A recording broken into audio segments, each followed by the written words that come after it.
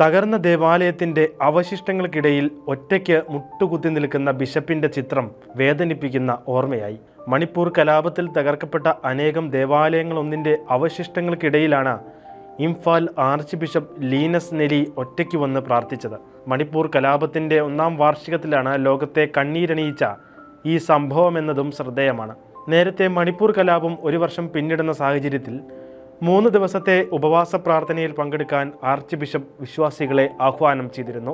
സമാധാനത്തിനും അനുരഞ്ജനത്തിനും വേണ്ടി പ്രാർത്ഥിക്കണമെന്നും പ്രതീക്ഷ കൈവിടരുതെന്നും ആർച്ച് ബിഷപ്പ് അഭ്യർത്ഥിച്ചു. മെയ്തേയ് കുക്കി വിഭാഗങ്ങൾ തമ്മിൽ ഉടലെടുത്ത പ്രശ്നങ്ങൾ വംശീയ കലാപമായി മാറുകയായിരുന്നു. 200ഓളം പേരാണ് കൊല്ലപ്പെട്ടതെന്ന് ഔദ്യോഗിക കണക്കുകൾ പറയുമ്പോഴും യഥാർത്ഥ സംഖ്യ അതിലും എത്രയോ കൂടുതലാണെന്ന് പ്രദേശവാസികൾ പറയുന്നു.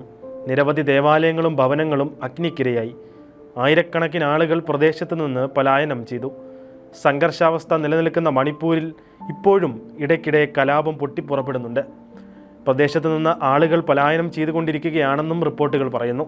അതേസമയം സംഘർഷം അവസാനിപ്പിക്കാൻ കേന്ദ്ര സംസ്ഥാന സർക്കാരുകൾ യാതൊരു നടപടികളും സ്വീകരിക്കുന്നില്ലെന്ന ആക്ഷേപവും നിലനിൽക്കുന്നുണ്ട്.